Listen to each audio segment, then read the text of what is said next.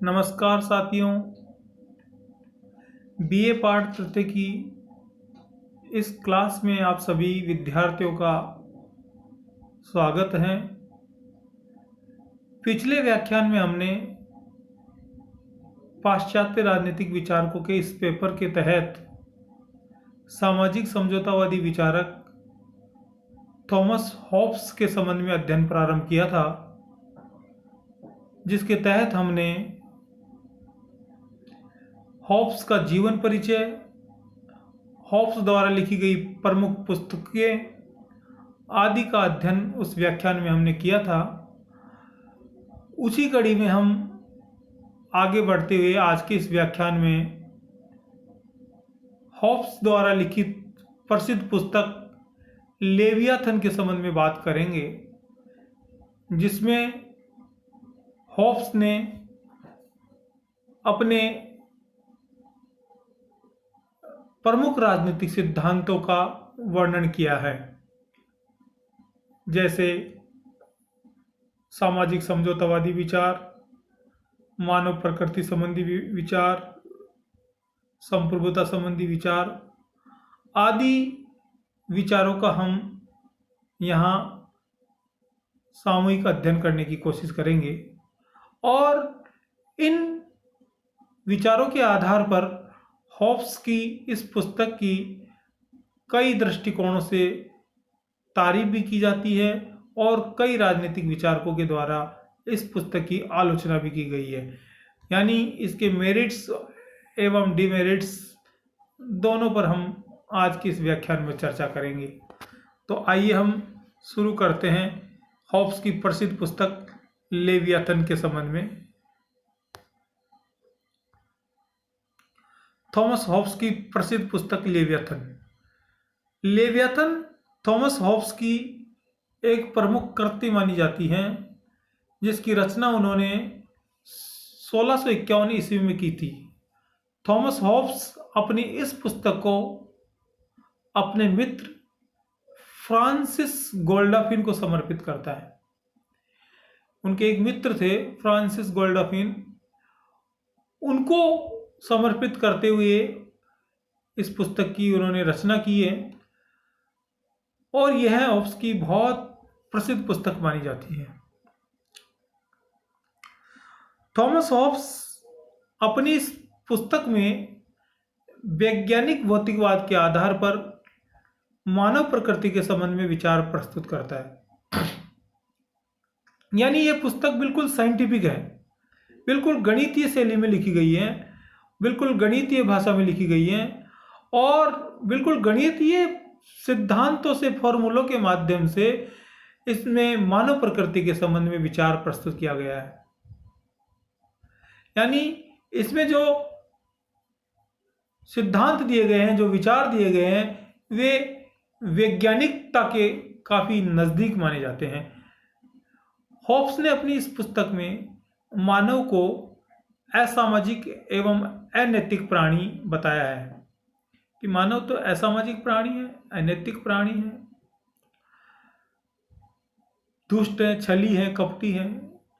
Thomas Hobbes ने अपनी इस पुस्तक लेवियाथन में सामाजिक समझौता एवं निरंकुश राजतंत्र शासन व्यवस्था के संबंध में विचार व्यक्त किए।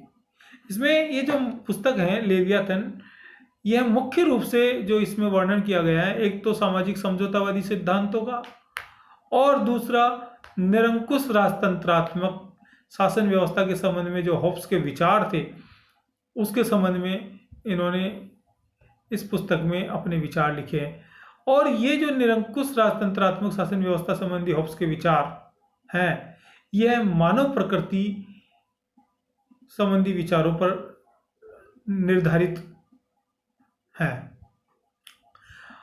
हॉब्स अपनी इस पुस्तक में मानवीय प्रकृति के गुणों के संबंध में भी बताता है। मैंने आपको अभी जैसे बताया कि मानवीय प्रकृति के गुणों के आधार पर हॉब्स उसी प्रकार की शासन व्यवस्था का समर्थन करता है और वह शासन व्यवस्था है राजतंत्रात्मक, यानी निरंकुश राजतंत्रात्मक शासन व्यवस्था, निरंकुश, और इसका हॉब्स समर्थन भी करता है। हॉब्स का लेवियाथन एक भयभीत बाइबल राक्षस या बृहद मानव का प्रतीक है।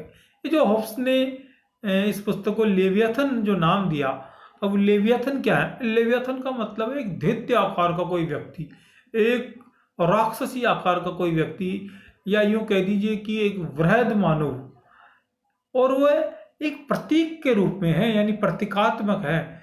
यानी लेवियाथन को वह इतनी शक्ति सौंप देना चाहता है, इतना निरंकुश बना देना चाहता है कि अन्य जनता उसके सामने एक सामान्य से प्राणियों की तरह नजर आए, और जैसे कोई विशाल का जीव लोगों के बीच आ जाता है, उसी प्रकार ये लेवियाथन है। और लेवियाथन इस पुस्तक का नाम भी उन्होंने रखा।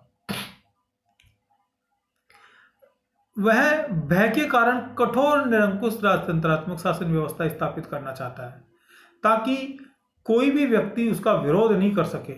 आप ध्यान देखिए, समझिए इस बात को कि होब्स का मकसद क्या था। कि होब्स के समय प्राकृतिक अवस्था अस्थिर थी, समस्त जगह मत्स्य न्याय था।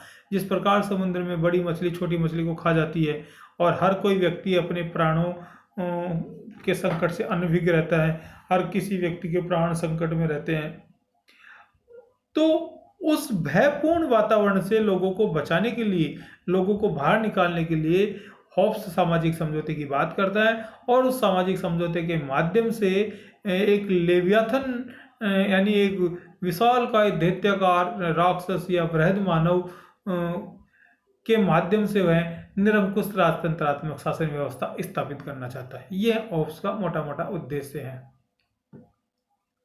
पोलिंगवुड ने होब्स की पुस्तक लेवियाथन से प्रभावित होकर न्यू लेवियाथन पुस्तक की रचना की। कई बार प्रतियोगिता परीक्षाओं में प्रश्न पूछ लिया जाता है कि न्यू लेवियाथन पुस्तक की रचना किसने की, तो ये पोलिंगवुड ने की, और किस आधार पर की? होब्स की पुस्तक लेवियाथन से प्रभावित होकर। माइकल ऑक्सफोर्ड कहते हैं कि यह पुस्तक अंग्रेजी भाषा की सर्वश्रेष्ठ रचना है। कौन सी? होब्स का लेवियाथन अंग्रेजी भाषा की सर्वश्रेष्ठ रचना है, ये माइकल ऑक्सफोर्ड कहते हैं। होब्स की पुस्तक इतनी विवादित है कि तात्कालीन समय के बहुत से राजनीतिक विचारकों ने अलग अलग दृष्टिकोण से इस पुस्तक की आलोचना की है। लेवियाथन पुस्तक की आलोचना, कई राजनीतिक विचारकों ने इसकी आलोचना की है, जिनमें सबसे पहले क्लेरेंडन ने इस पुस्तक को विलासिता के सिद्धांत पर आधारित मानकर इसकी प्रति को जलाया, यानी इस पुस्तक को उन्होंने जलाया। सी वाहन के अनुसार लेवियाथन पुस्तक समस्त कानून व्यवस्था को निष्फल बना देती है, यानी सारी कानून व्यवस्था को तहस नहस कर देती है।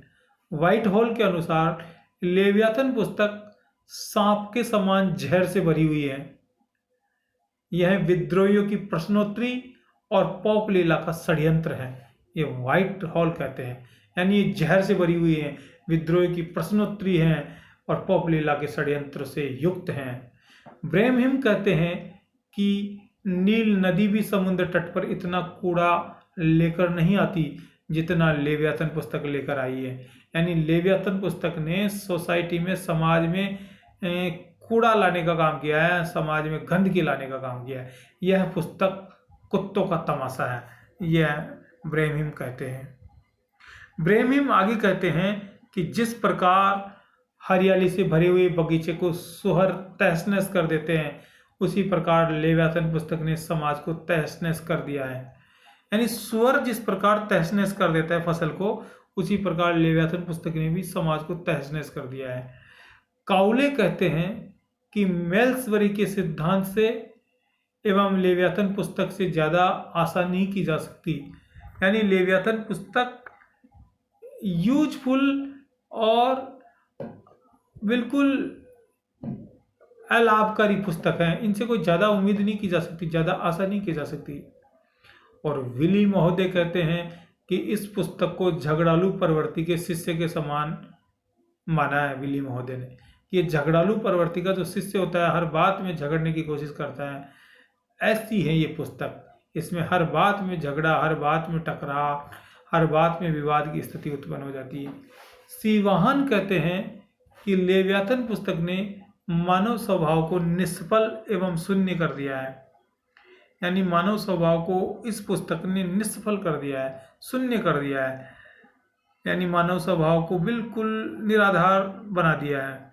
तो इस पुस्तक की कई आधारों पर आलोचना भी की गई है और आगे की बात हम अगले व्याख्यान में करेंगे। आप लोगों को बहुत धन्यवाद। अगर आपको मेरा ये व्याख्यान पसंद आया हो तो आप इसे लाइक कर दीजिए, शेयर कर दीजिए। एक बार पुनः आप सभी लोगों को धन्यवाद।